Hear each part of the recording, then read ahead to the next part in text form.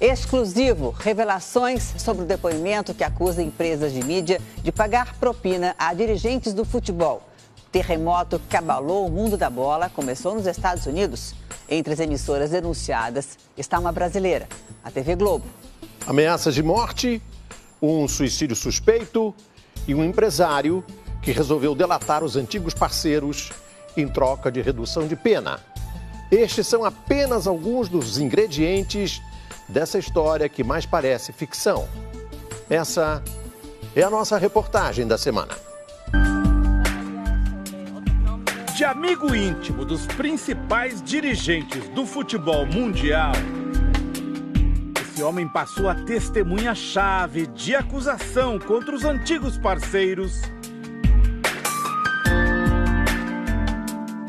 Uma escolha arriscada que rendeu ao delator uma suposta ameaça de morte em pleno tribunal. O argentino Alejandro Burzaco foi dono de uma empresa de marketing esportivo de Buenos Aires, a torneios e competências, dona dos direitos de transmissão de campeonatos importantes, como a Libertadores e a Copa América. Nesta semana, o empresário confessou que o sucesso dos negócios dependia de farta distribuição de propinas, inclusive aos 3 sul-americanos que estão no banco dos réus nos Estados Unidos.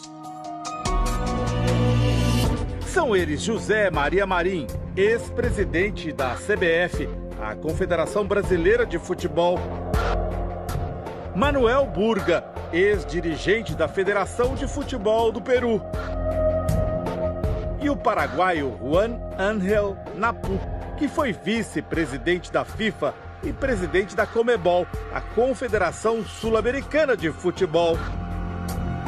Eles foram presos em maio de 2015 com outros 4 cartolas, durante o encontro da FIFA num hotel de Zurique, na Suíça.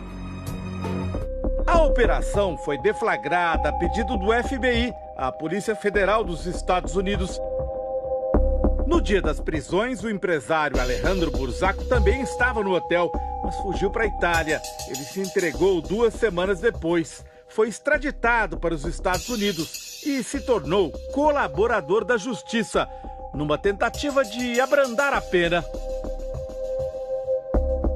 Agora, no início do julgamento do chamado FIFA Gate nos Estados Unidos, Burzaco também contou ter participado pessoalmente de negociatas entre os cartolas da FIFA e emissoras de TV.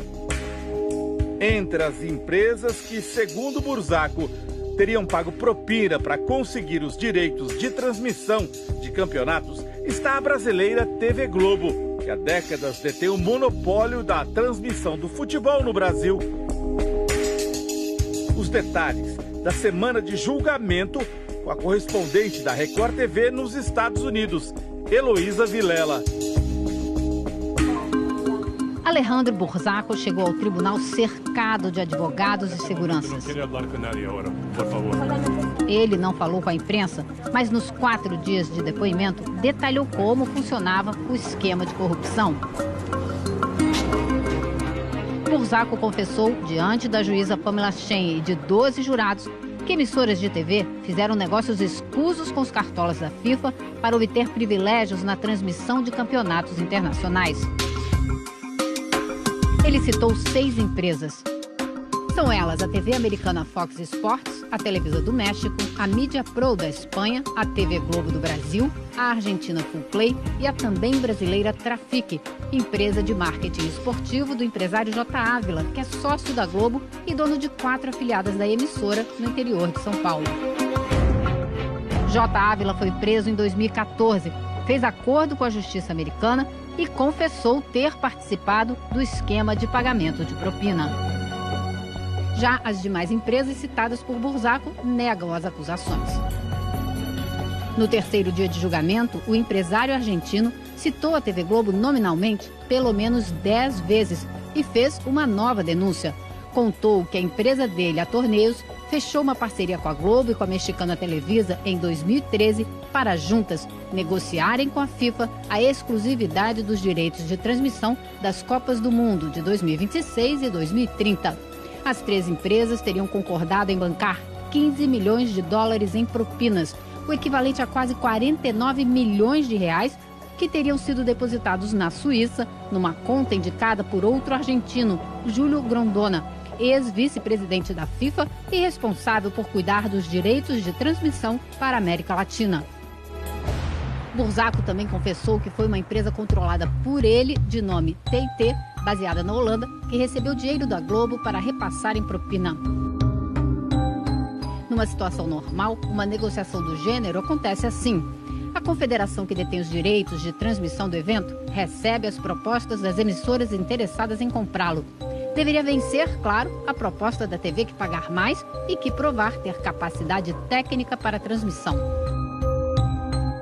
Esse especialista em direito civil explica que são contratos entre particulares, sem necessidade de uma licitação ou concorrência pública. Nos casos envolvendo a Globo, há indícios de que os campeonatos foram comprados abaixo do valor de mercado, dando margem ao pagamento de propina. Geralmente, os motivos que acabam norteando esse tipo de situação são motivos escusos que acabam, infelizmente, trazendo uma corrupção em termos de algum tipo de favorecimento para a pessoa que acaba comandando aquele processo decisório para a elaboração da relação contratual. Outro nome citado pelo delator argentino em Nova York foi o do ex-executivo da Globo, Marcelo Campos Pinto, que durante 2 décadas foi responsável pelas aquisições esportivas da emissora. Marcelo sempre foi íntimo dos dirigentes da CBF. Daqui a pouco, vamos falar mais sobre ele. Nesse edifício discreto, sem placa na porta, funciona a sede do FBI aqui em Nova York. A Polícia Federal Americana trabalhou junto com a Divisão de Investigação Criminal do Imposto de Renda durante 5 anos para levantar todas as informações sobre a corrupção na FIFA. Em 2015, o Departamento de Justiça aqui dos Estados Unidos indiciou 14 pessoas no escândalo, todos oficiais da FIFA e empresários de marketing ligados ao futebol. Mas o número de implicados continuou crescendo, já passou dos 30. E o trabalho dos agentes não parou por aí. Eles continuaram seguindo a trilha do dinheiro para ter um quadro completo da movimentação financeira que enriqueceu os cartolas. A sede da FIFA fica na Suíça, mas como pelo menos parte do dinheiro das propinas passou por bancos norte-americanos, daí a investigação também nos Estados Unidos. O país tem uma legislação específica para a lavagem de dinheiro. A grande razão da lavagem de dinheiro é o criminoso tentar esconder a origem ilícita daqueles fundos e, com isso, tentar esconder a prática da atividade ilícita, a prática do crime e, posteriormente, usufruir daquele valor, daquele lucro que ele obteve, né? Diferente de outros indiciados que assumiram a culpa e decidiram colaborar com a justiça, José Maria Marim se declarou inocente e decidiu enfrentar o julgamento. Ele é acusado de fraude, extorsão, lavagem de dinheiro e enriquecimento ilícito, ou seja, desviou para si dinheiro que deveria ser investido no futebol mundial. O delator Alejandro Burzaco informou quanto teria repassado de propina para cada um dos acusados. 4 milhões e meio de dólares para o paraguaio Naput, 3 milhões e 600 mil dólares para o peruano Burga e 2 milhões e 700 mil dólares para Marinho. O empresário também descreveu um encontro que teve em Londres em 2013 com Marinho e o atual presidente da CBF, Marco Polo Del Nero. Segundo Burzaco, na ocasião, os 2 brasileiros, apelidados por ele de siameses, tamanha proximidade, teriam cobrado o pagamento de 2 milhões de dólares pendentes, propina de contratos das Copas Libertadores e Sul-Americana de anos anteriores. O advogado de Marco Polo Del Nero nega as acusações.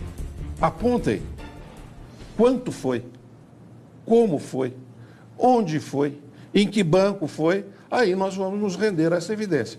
Mas fazer acusações ao vento, assim, olha, ele estava junto, ele era membro do conselho, então se todo mundo recebeu, ele pode ter recebido. Não. A defesa do ex-presidente da CBF, José Maria Marim, preferiu não se manifestar. É neste prédio de luxo, aqui na Quinta Avenida, em Nova York, que o ex-presidente da CBF, José Maria Marim, cumpre prisão domiciliar depois de passar 5 meses preso na Suíça. Ele foi extraditado para ser julgado nos Estados Unidos. Marim usa uma tornozeleira eletrônica e conseguiu relaxar os rigores da prisão domiciliar. Hoje ele pode sair de casa 7 vezes por semana, contanto que se mantenha nas proximidades do edifício, em um raio de no máximo 3,2 quilômetros de casa. E só pode circular acompanhado de um segurança. Mas é ele que paga as contas das câmeras de segurança instaladas na porta do apartamento dele e em todas as saídas do Trump Tower, além de arcar ainda com o salário do segurança. A estratégia de defesa dos 3 sul-americanos é desqualificar as testemunhas que fizeram acordos de delação premiada. A testemunha-chave do processo, por sua vez, diz estar sofrendo ameaças de morte. Um incidente com Alejandro Burzaco na sala de audiências e o suposto suicídio de um homem acusado por ele, na Argentina, deixaram o clima tenso nos últimos dias, como conta o enviado especial a Buenos Aires, Luiz Carlos Azenha. Um homem desesperado corre em direção a um trem e se joga sob as rodas. Esta é a versão oficial para a morte do advogado Jorge de Leon, horas depois do nome dele ser denunciado pelo delator Alejandro Burzaco em Nova York como um dos destinatários da propina do futebol. De Leon trabalhou no programa Futebol para Todos, criado pelo governo de Cristina Kirchner para transmitir na TV aberta os principais jogos de futebol da Argentina. Difícil encontrar aqui em Buenos Aires quem acredite 100% na versão oficial. É que no dia do suicídio lá em Nova York, no tribunal, o delator argentino chorou. E segundo os promotores, foi porque um dos réus, o ex-presidente da Federação Peruana de Futebol, Manuel Burga, fez 2 vezes este sinal, olhando em direção a ele. O julgamento teve de ser adiado por 1h30. A defesa de Burga nega a ameaça. Diz que ele está com uma irritação na pele, que por isso passou a mão no pescoço. A juíza mandou abrir uma investigação paralela sobre o incidente e decidiu endurecer as condições da prisão domiciliar de Burga. Em Lanús, onde Jorge de Leon morava, começou a busca por imagens de câmeras de segurança para reconstituir as últimas horas de vida dele. A quebra do silêncio nos bastidores colocou Buenos Aires no centro das investigações sobre a máfia do futebol mundial. Aqui, durante mais de 2 décadas, reinou um afilhado de João Avelange, que acumulou ao mesmo tempo a Federação Nacional de Futebol, foi vice-presidente da FIFA e comandava as finanças e a venda de direitos de transmissão na entidade. Dom Julio Grondona fez parceria com a empresa Torneios e Competências, onde operava o agora delator Alejandro Burzaco. Burzaco contou que um importante aliado de Grondona no esquema era Ricardo Teixeira, que foi presidente da Confederação Brasileira de Futebol de 1989 a 2012.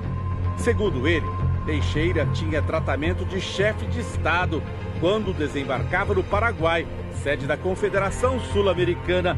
Assim que o avião dele pousava, carros de luxo entravam na pista para buscar Teixeira. O brasileiro não passava pela alfândega, nem pela imigração, pois alguém sempre cuidava de tudo. O suborno pago a Teixeira por direitos de transmissão de cada Copa América era de $2 milhões. O cartola brasileiro pedia a Burzaco remessas de propina para lugares nunca antes vistos no esquema: Oriente Médio, Ásia, Andorra na Europa, e sempre em nome de chineses ou de pessoas da região. A partir do momento que você cria uma estrutura para esconder envolvendo um paraíso fiscal, que muitas vezes possibilita o anonimato, né? Muitas vezes contas em nome de terceiros, contas em nome de empresas criadas apenas para fazer essas transações, isso tudo facilita a lavagem e dificulta o rastreamento. Entre os milhões que Burzaco confessou ter pago em propinas, a fatia maior foi para Julio Grondona, chamado pelo empresário de o Papa. Quando Grondona morreu, em julho de 2014, aconteceu uma cena que um jornal argentino descreveu como digna da máfia. Em pleno velório, um grupo de cartolas discutiu como se daria a divisão da herança do esquema criminoso. Este jornalista investigativo espera novas revelações. Ele conta que já está aberta na Argentina uma investigação contra 18 pessoas, a partir das denúncias feitas por Alejandro Burzaco em Nova York. Pelo que ele revelou até agora, os cartolas se hospedavam em hotéis luxuosos.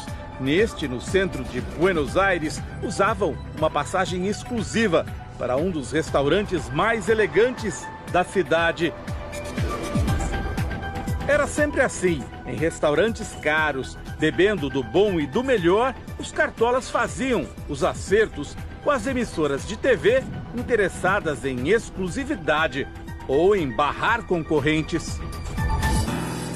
Segundo o delator, era nesse contexto que agia um poderoso personagem dos bastidores do futebol brasileiro, Marcelo Campos Pinto, executivo de esportes da Globo. Durante 2 décadas, ele teve uma relação íntima com Ricardo Teixeira, que se tornou presidente da CBF por ser genro de João Avelange, presidente da FIFA. Nesta foto da Copa América na Argentina em 2011, aparecem Teixeira, Marcelo Campos Pinto, o sócio da Globo J. Ávila, dono da Trafic, e seu subordinado Júlio Maris. Neste período, a Globo controlou os direitos de transmissão do futebol praticamente sem concorrência. Quando Ricardo Teixeira foi afastado da FIFA e deixou a CBF em 2012, acusado de receber milhões de dólares em dinheiro sujo, uma troca de e-mails demonstra que Campos Pinto teve dificuldades no relacionamento com o substituto José Maria Marim. As mensagens, obtidas numa operação policial, foram divulgadas no relatório paralelo de uma CPI do futebol. Uma delas reflete uma aparente desavença sobre um contrato de transmissão da Série C do Brasileirão. Marco Polo Del Nero, que ainda não havia assumido a CBF, escreveu a Marcelo Campos Pinto: "Caro Marcelo, peço ao amigo paciência nas ações do presidente Marim, no qual modestamente estamos colaborando. É certo que o mesmo cumprirá todas as ações decididas pelo presidente Ricardo Teixeira. Sabemos quanto é importante o relacionamento positivo entre a CBF e a Globo." Campos Pinto, o homem forte da emissora, respondeu: "Meu querido e prezado amigo presidente Marco Polo, às vezes a gente está num mau dia e se precipita. Foi o que aconteceu comigo. O nosso presidente Marim está indo maravilhosamente bem. Conte sempre comigo em qualquer situação." Logo, o executivo da Globo se acertou com os novos dirigentes da CBF. Uma das decisões tomadas aqui em Buenos Aires, segundo o delator, na presença do representante da Globo, Marcelo Campos Pinto, foi de que as propinas antes pagas a Ricardo Teixeira passariam a ser divididas entre os sucessores dele, José Maria Marim e Marco Polo Del Nero. Segundo o acerto intermediado por Burzaco e endossado por Marcelo Campos Pinto, só por contratos envolvendo a Libertadores e a Copa Sul-Americana, Marim e Del Nero levariam juntos $600 mil por ano, um valor que depois foi dobrado. O hoje delator em Nova York Alejandro Burzaco, também trocava e-mails com o homem forte da Globo. Pelas mensagens fica claro que as empresas de TV mandavam na agenda das seleções. Neste e-mail, de 11 de outubro de 2012, Burzaco pede a Marcelo Campos Pinto que consiga o ok da CBF para um amistoso entre Argentina e Brasil, em Buenos Aires, com data, hora e local já escolhidos. Marcelo Campos Pinto era homem de estrita confiança dos donos da TV Globo. Este documento público, obtido pelo Domingo Espetacular, mostra que Roberto Irineu Marinho e João Roberto Marinho deram a Campos Pinto autoridade para gastar até 4 milhões de reais da emissora sem consultar os donos. O documento aponta outros executivos que podiam autorizar despesas, mas nenhum tinha poder sobre tanto dinheiro. Neste outro documento, os donos da Globo deram autoridade a Campos Pinto para negociar e assinar os contratos, nos quais a emissora agora é acusada de pagar propina no período de 2023 a 2030, cobrindo 2 Copas do Mundo. Marcelo Campos Pinto foi afastado da Globo em novembro de 2015, 2 dias depois de o ex-presidente da CBF, José Maria Marim, ser extraditado para os Estados Unidos. Tentamos contato com Marcelo Campos Pinto, mas não foi possível localizá-lo. A Globo nega envolvimento no esquema de corrupção. Divulgou uma nota que diz: sobre o depoimento ocorrido em Nova York, no julgamento do caso FIFA pela Justiça dos Estados Unidos, o Grupo Globo afirma veementemente que não pratica nem tolera qualquer pagamento de propina. Marcelo Campos Pinto, em apuração interna, assegurou que jamais negociou ou pagou propinas a quaisquer pessoas. Para o especialista em direito civil, as procurações conferidas ao ex-executivo não livram os donos da Globo de qualquer responsabilidade. Não, o mandante é responsável também pelos atos praticados pelo mandatário em seu nome. Em 2016, logo após estourar o escândalo da FIFA, o deputado federal Major Olímpio convocou Marcelo Campos Pinto para depor na CPI do futebol. Para o parlamentar, houve uma manobra por parte dos colegas da Câmara para evitar que o ex-diretor da Globo e nomes do alto escalão da CBF fossem ouvidos. Nós não tínhamos quórum para a reunião, era esvaziado, era pedido verificação de votação e aí cai por terra mesmo, de tal forma que eu produzi inúmeros requerimentos, né, para que nós pudéssemos ter avançado realmente nisso. Houve o ânimo para a instauração da CPI e depois, notadamente, a CPI foi esvaziada ao ponto de não se votar um relatório dela. Vergonhoso. Esta não é a primeira vez que a Globo sofre acusações relacionadas aos contratos de transmissão de futebol. Numa investigação da Receita Federal, a empresa foi acusada de sonegar 183 milhões de reais em impostos na compra dos direitos da Copa de 2002. Para isso, segundo a Receita, a Globo escondeu a compra dos direitos através de um emaranhado de empresas no exterior. A emissora transferiu dinheiro para a Power Company no Uruguai, que repassou para a Globinter em Curaçao, no Caribe, que por sua vez fez chegar o dinheiro à Globo Overseas, na Holanda, que finalmente comprou os direitos de transmissão. A Receita Federal disse que a Globo era suspeita de cometer crime contra a ordem tributária e cobrou da emissora em valores de 2006 mais de 600 milhões de reais. A Globo Overseas é baseada em Amsterdã. Segundo o delator Alejandro Burzaco, foi da mesma cidade que partiram os pagamentos de propina da Globo que acabaram na conta do cartola argentino Julio Grondona, na Suíça.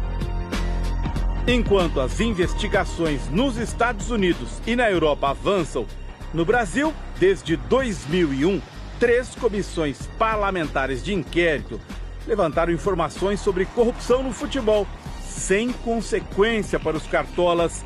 O Ministério Público Federal não abriu inquéritos. A equipe do Domingo Espetacular entrou em contato com a Procuradoria-Geral da República. Perguntamos: o Ministério Público Federal pretende abrir investigação para apurar as denúncias feitas em Nova York?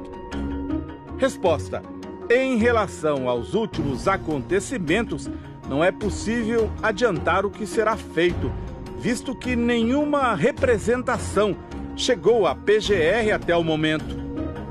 A Procuradoria afirma também que as investigações correm sob sigilo, não sendo possível detalhar o que está sendo apurado, bem como o andamento dos processos.